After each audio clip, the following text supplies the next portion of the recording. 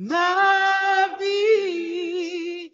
Seigneur Jésus, tu es le pilier qui tient ma vie.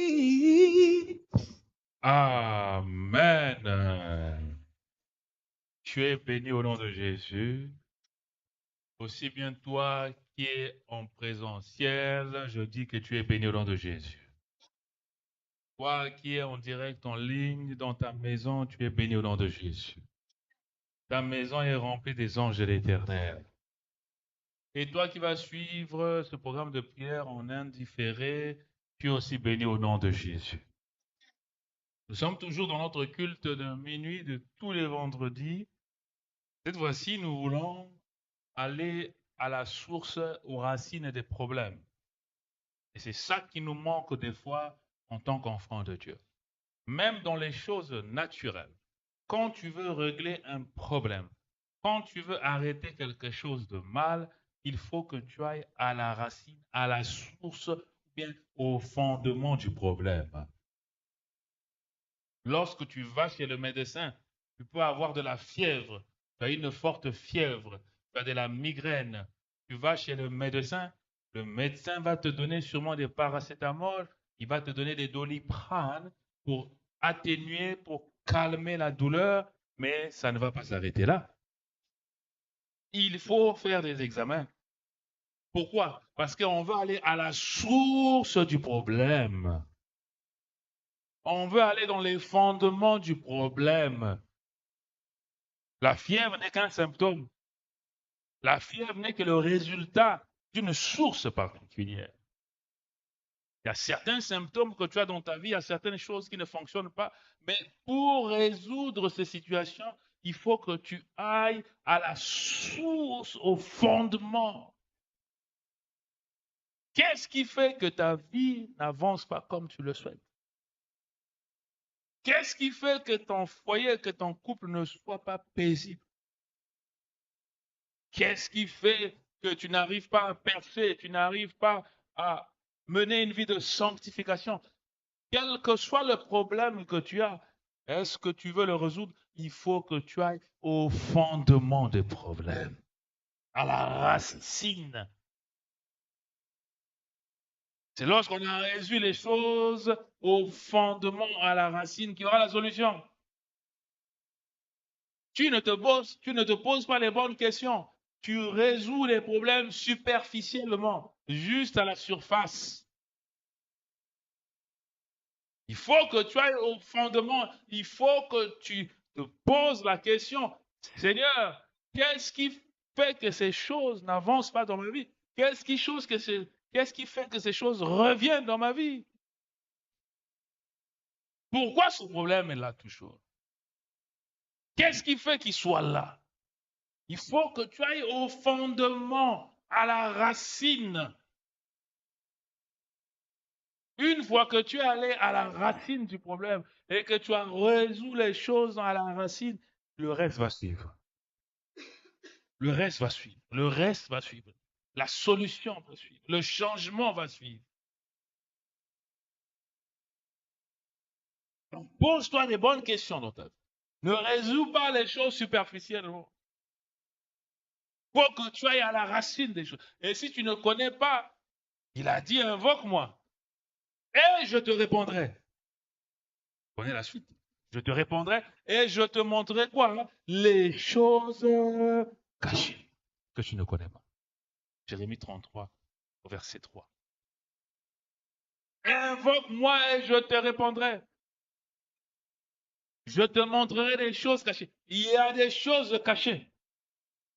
Dans cette situation, dans ce problème, il y a des choses cachées. Et c'est à toi, et c'est à moi, et c'est de notre responsabilité de trouver ces choses cachées. De trouver ce problème, le résoudre, le déraciner, le détruire à la racine, dans les fondements. Je n'entends pas ton amen. Hein? Je n'entends pas ton amen. Hein?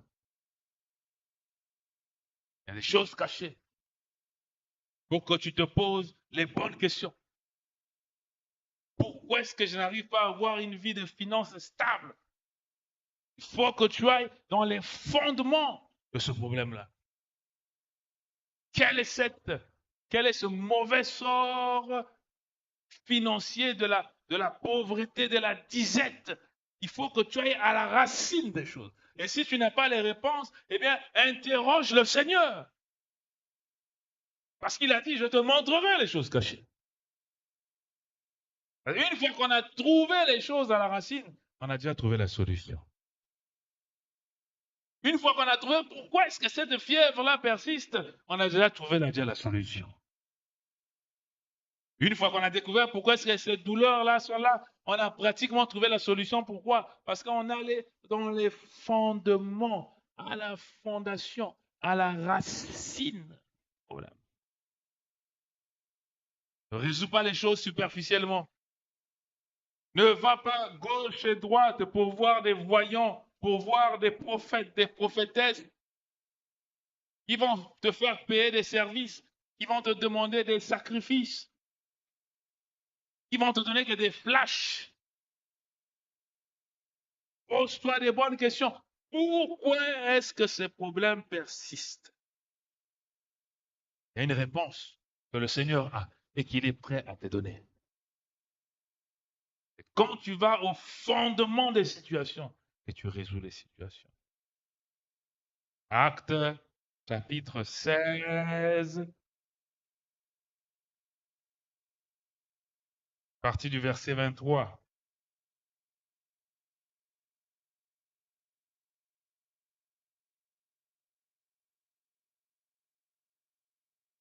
Acte 16, à partir du verset 23. Après qu'on les eut chargés de coups, ils les jetèrent en prison, en recommandant au geôlier de les garder sûrement. Le geôlier, ayant reçu cet ordre, les jeta dans la prison intérieure et leur mit les ceps aux pieds. Vers le milieu de la nuit, Paul et Silas priaient et chantaient des louanges de Dieu. Et les prisonniers les entendaient.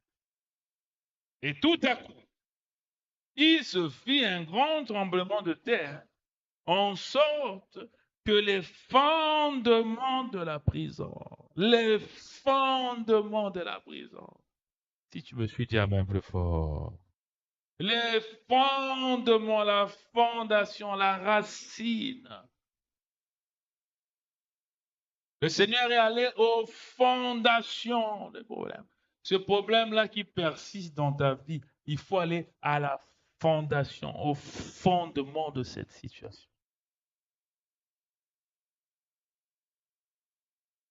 C'est fait un grand tremblement de terre, de sorte que les fondements de la prison furent ébranlés, remués, secoués, déracinés, bousculés.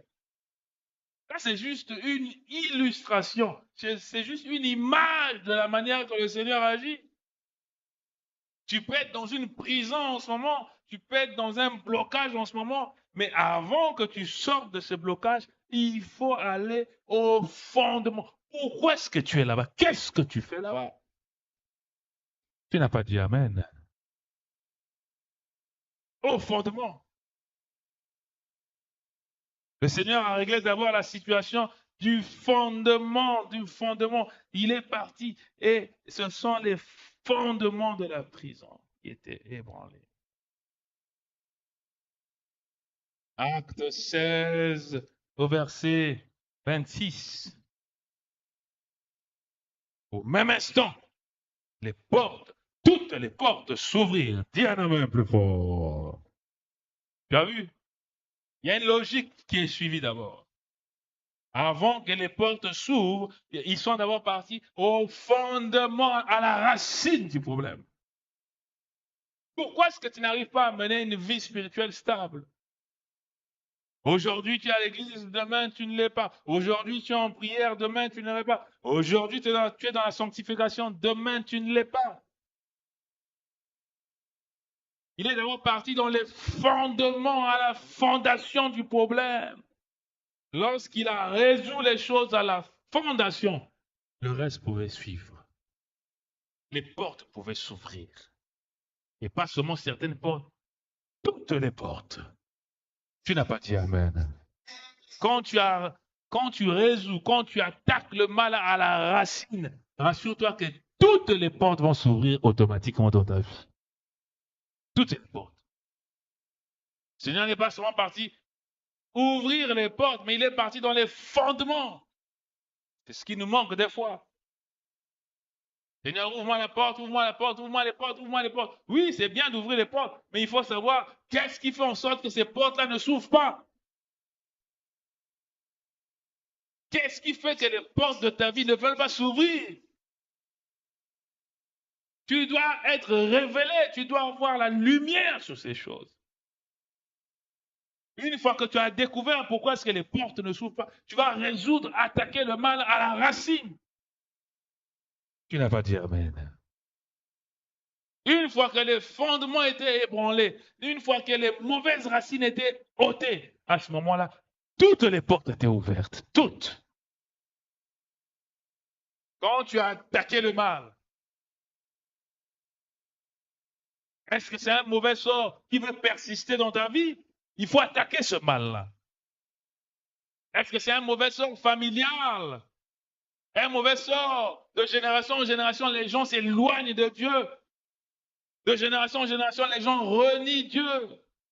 Les gens sont dans le monde, patauge dans le péché. Est-ce que c'est cette espèce de mauvais sort qui n'a pas l'autorité parce que Jésus a payé le prix, mais comme le diable est têtu, il y revient toujours, et toi aussi tu dois être têtu avec lui pour le rejeter.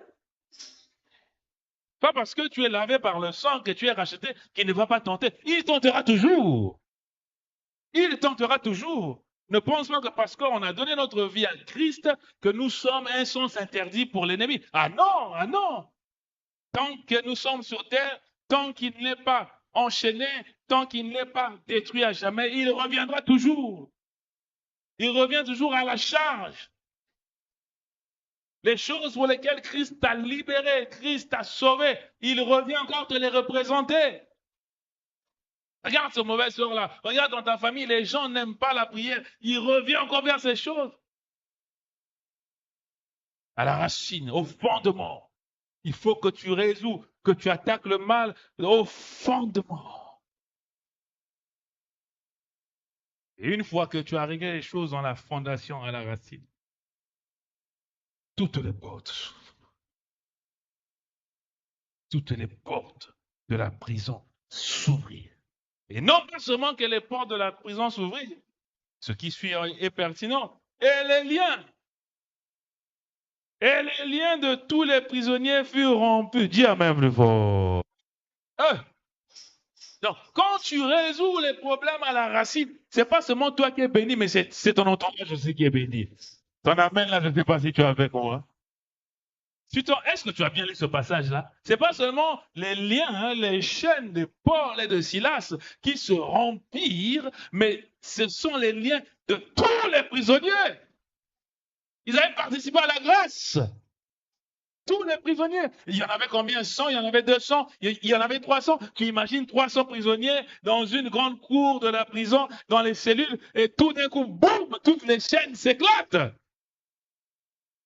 Parce qu'il y a quelqu'un qui est parti à la fondation des choses. Et la grâce est manifestée.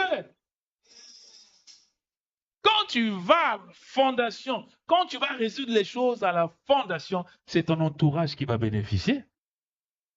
Ton entourage, tes enfants, ton épouse, ton mari, ton fiancé, tes frères, tes soeurs, tes cousins, tes voisins, tes voisines participent à la grâce.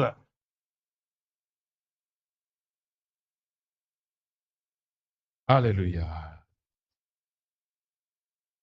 Je vais t'inviter à te mettre debout.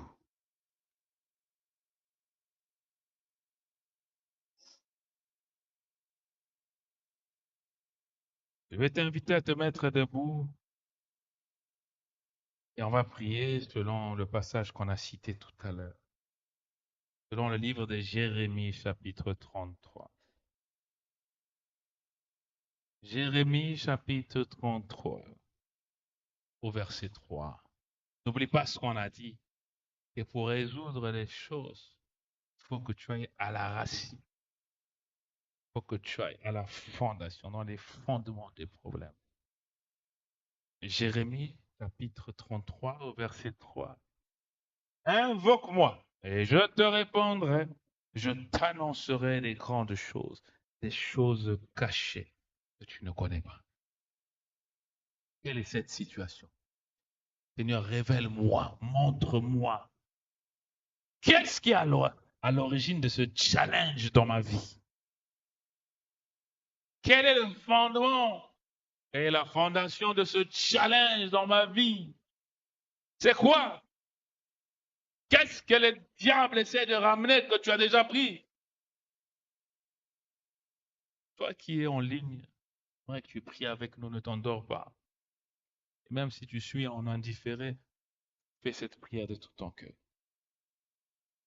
Tu es d'accord avec moi? Commence à prier. Tu bats les mains si tu peux pour rester éveillé et tu pries avec moi. Seigneur, révèle-moi, montre-moi les choses cachées. Prions au nom de Jésus.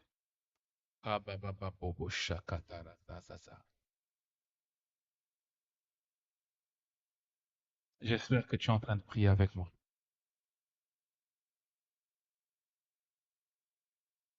Montre-moi les choses cachées, Père.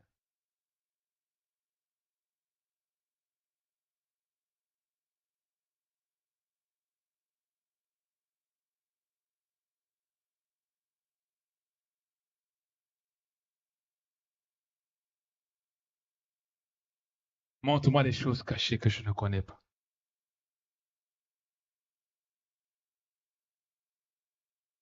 Révèle à mon frère, révèle à ma soeur. Qu'est-ce qui veut la retenir captive? Qu'est-ce qui la résiste comme ça? Révèle, Père. Nous t'invoquons. Ce jour, nous t'invoquons. Ce jour, nous t'invoquons. Ce jour, nous t'invoquons.